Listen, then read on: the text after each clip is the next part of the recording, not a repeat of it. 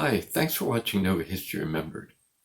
During the Civil War, 3 young women dared to publish a defiantly pro-Union newspaper in the town of Waterford, and in the Confederate State of Virginia, this was a risky undertaking.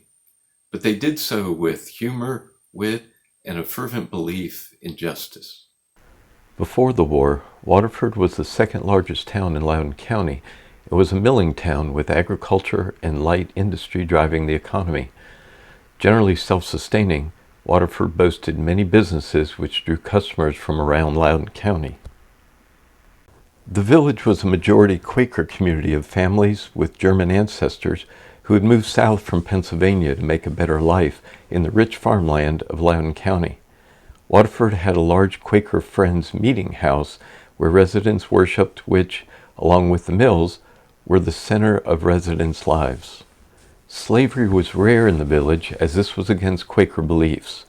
In the early 1800s, there were 10 free African American families living in Waterford, and that number rose to 21 by 1860.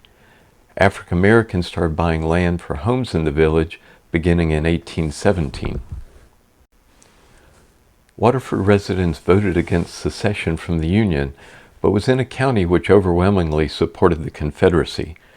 As pacifists, the Quakers did not take up arms for war, although not all town residents followed this belief.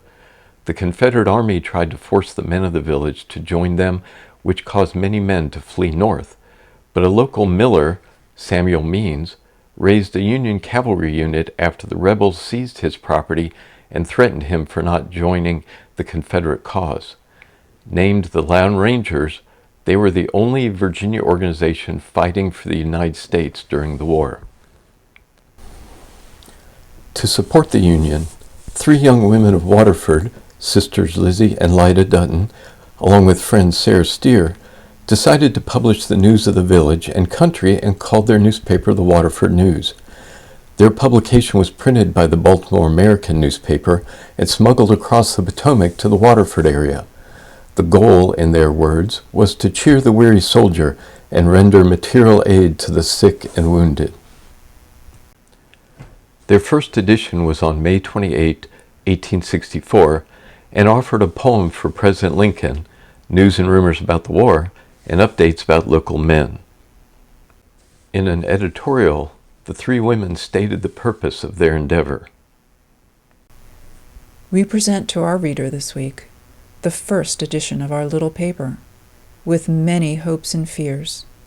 We hope it may meet the approbation of our friends, that they may uphold us in our hazardous undertaking, and we fear nothing so much as their disapproval.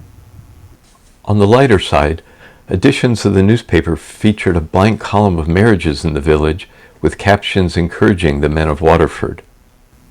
Young men, will you see this should be interesting place vacant when you could so easily remedy it? Words are inadequate to express our feelings on this subject.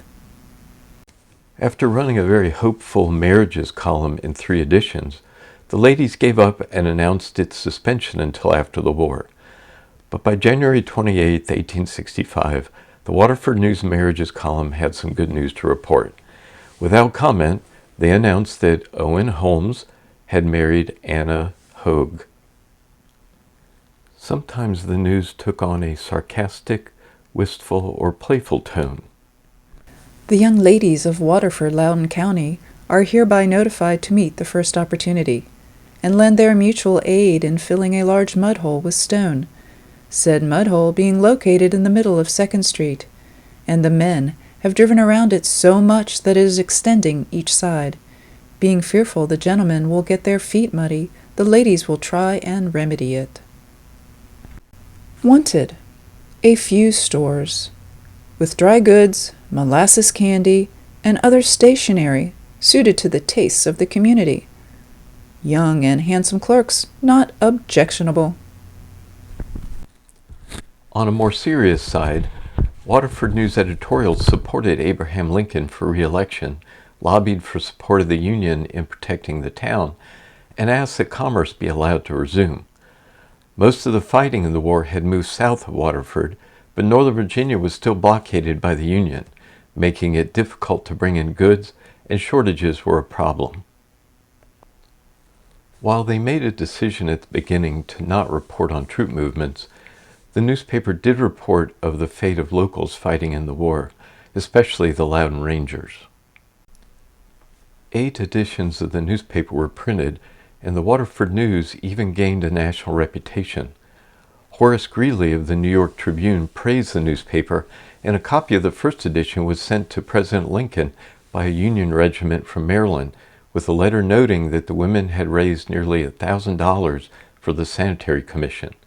The copy was later found in Lincoln's personal papers at the Library of Congress. The Waterford News ended after the war and was largely forgotten. Lida and Lizzie Dunton both married Union soldiers they met during the war in Waterford and moved away.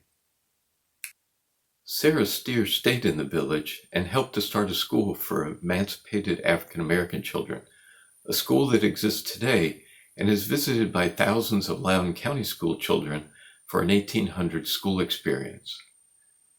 Thanks again for watching, and if you'd like to learn more history about Northern Virginia, please subscribe to Nova History Remembered on YouTube, and you can follow us under the same name on Facebook. Thanks.